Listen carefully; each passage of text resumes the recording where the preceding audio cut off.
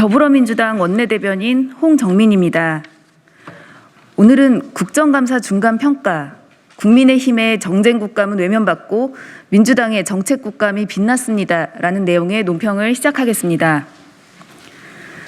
민주당은 지난 2주 동안의 국정감사에서 민생, 개혁, 국난 극복의 정책국감을 목표로 국민이 체감할 수 있는 성과를 거두는 데 집중했습니다. 주식 양도소득세의 대주주 요건 합리적 방안과 종일 돌봄체계 구축, 특수고용 노동자 고용보험 적용 등 국민께서 체감할 수 있는 대안을 마련하기 위해 매진했습니다. 그러나 국민의힘은 정부 정책의 부족함을 지적하고 대안을 마련하기보다는 정쟁을 유발하기 위해 이미 지나간 이슈들을 재탕 삼탕하다 국민들의 외면만 받았습니다.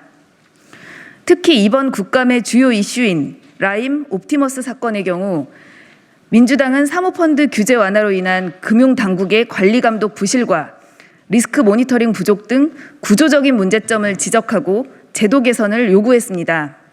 반면 국민의힘은 근거 없이 권력형 게이트라 규정하며 혐의자들의 개인적인 친소관계만 부각했을 뿐 정책적인 분석과 대안은 부족했습니다.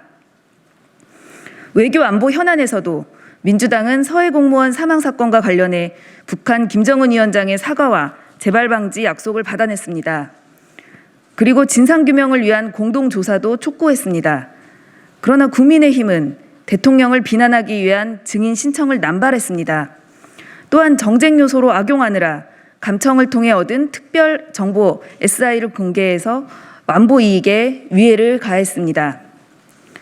그리고 민주당은 국정감사 기간 동안 독일 베를린시 미테구의 평화의 소녀상 철거 명령을 소속 의원 100여 명의 서한 발송 등 적극적인 외교활동으로 철회시키고 5.18 민주화 항쟁을 무력으로 진압했던 군을 대표해 육군 참모총장의 공식 사과를 이끌어내는 성과를 거뒀습니다.